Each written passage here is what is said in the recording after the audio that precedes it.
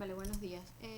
Les voy a hablar un poco el término que dijo el doctor, que está descrito también de mil maneras, que es la distrofia macular areolar central. Se engloba dentro de un conjunto de patologías denominadas como distrofias maculares de carácter hereditario, que bueno, son un conjunto de enfermedades que se caracterizan por una disminución de la agudeza visual de forma bilateral.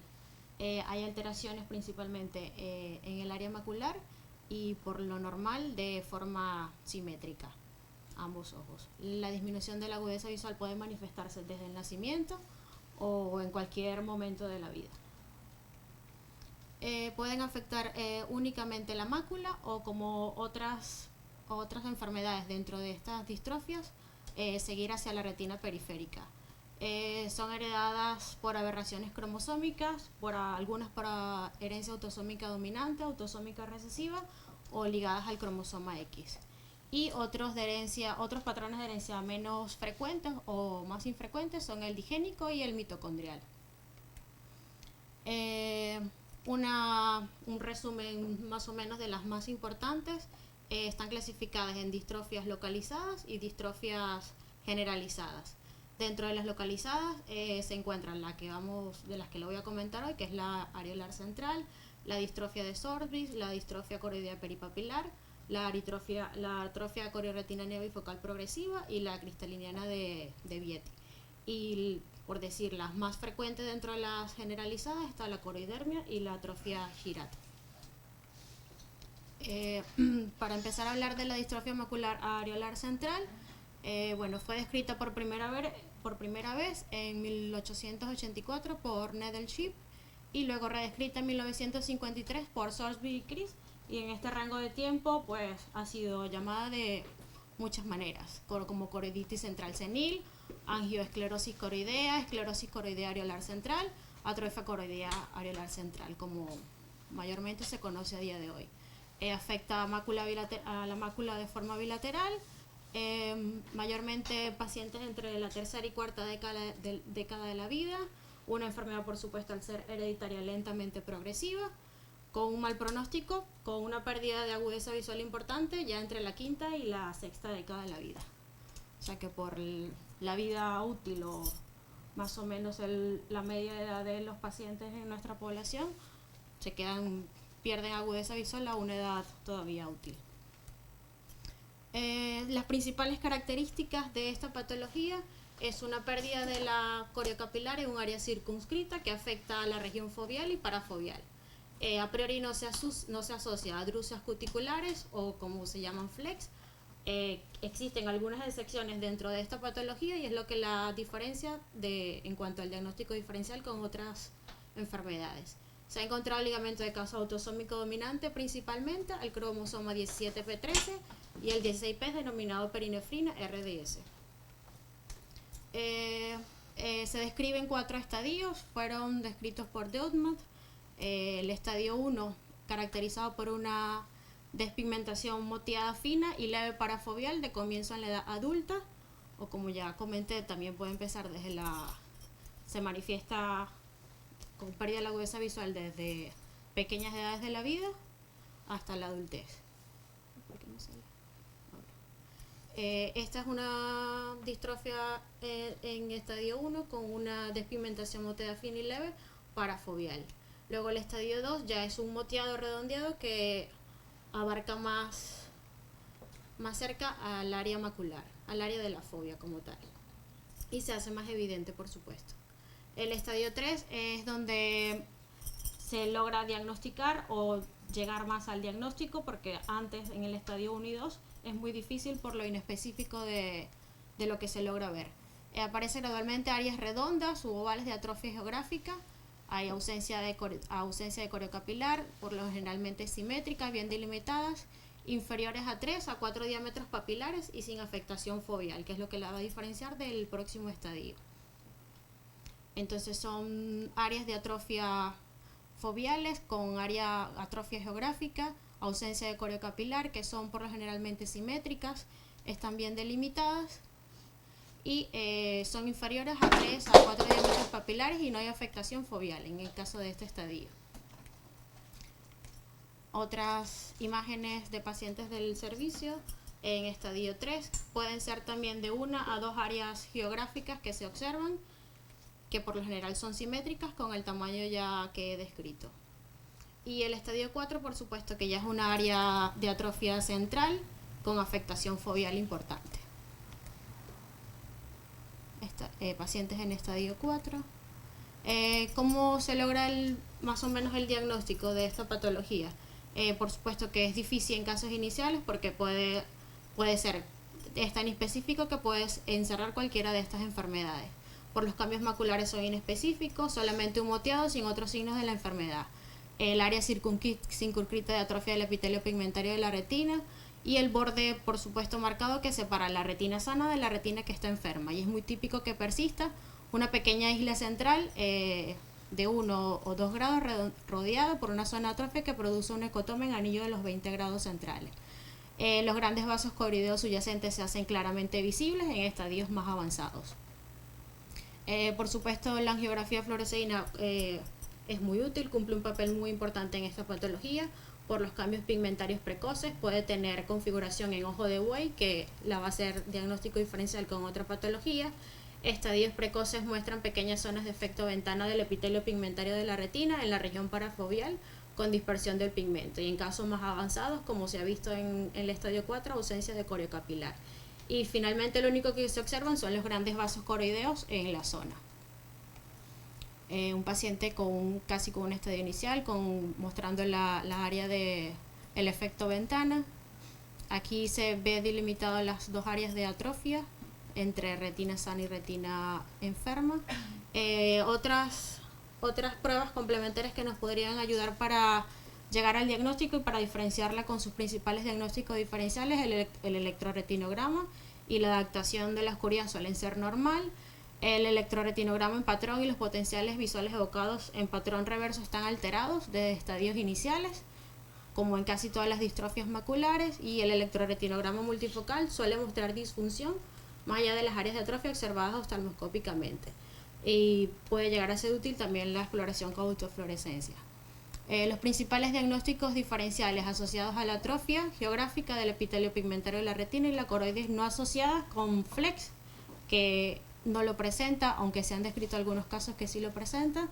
Pues están las distrofias maculares familiares con coloboma macular, la atrofia de conos o distrofia de bastones y conos, la distrofia autosómica recesiva, la distrofia pseudoinflamatoria de Sorsby, que lo voy a hablar un poco más adelante, las maculares dominantes que evolucionan a atrofia, las drusas laminares basales, la demaya atrófica, por supuesto, que es una patología con una gran prevalencia, las atrofias secundarias a miopía degenerativa y las atrofias secundarias a desprendimiento seroso o hemorrágico del epitelio pigmentario.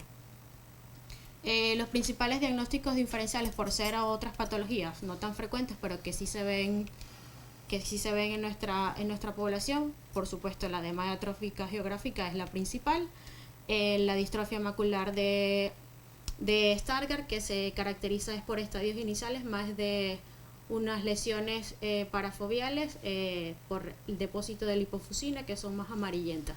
No es un moteado como tal como el de la distrofia macular areolar central.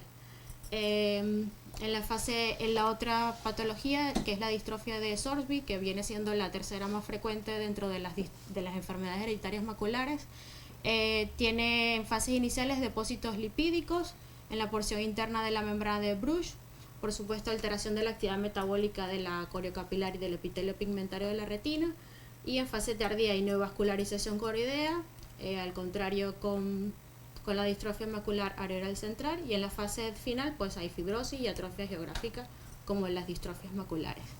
Una distrofia de Sorsby que tiene una neovascularización, membrana vascular. Otra de las retinopatías diagnóstico diferencial es la retinopatía cristalina de Vietti, que fue descrita en 1937 como una enfermedad degenerativa corioretinal infrecuente. Son depósitos cristalinos, son brillantes, hay atrofia de la coriocapilar y por supuesto el epitelio pigmentario de la retina, y es de progresión muy lenta también. Son depósitos más bien de cristales que hacen incremento de la atrofia, también atrofia de retinocoridea, y la angiografía hay pérdida de localización de la coriocapilar, sobre todo en el polo posterior. Y nada, muchas gracias. Muy bien. Muy bien, muy brillante. ¿Alguna pregunta para la doctora Gladys Mora? Nada. Nada, yo comentar que es un tema muy bonito, muy apasionante, pero que se pierden muchos nombres, que es todo la misma enfermedad, ¿no? Lo mismo que en todas las otras. La cristalina de Vietti, para mí son unas drusas, única y exclusivamente, repartidas, como la distrofia reticular del epitelio pigmentario de Sjögren, etcétera, etcétera. O sea, hay una serie de definiciones que es siempre lo mismo. Y respecto a la atrofia areolar central, la primera descripción de la cual yo tengo conocimiento es del doctor Jaeger en un libro suyo de 1855, es decir, 4 años después del descubrimiento del oftalmoscopio. Y yo creo que ya lo puse ahí en algún sitio, yo creo que presenté la imagen donde aparece una atrofia areolar central típica, con la destrucción de toda la coriocapilar y solo viéndose los grandes vasos coroideos, ¿no? O sea, no es de Nestleplin ni ese. Él también publicó un atlas, pero ya en 1800 y pico, que no tiene nada que ver con los primeros, ¿no?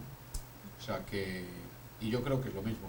Después el desprendimiento puro seroso puro del epitelio pigmentario descrito por Gass, evolucionan todos con el tiempo a la atrofia areolar central, todos, ¿eh?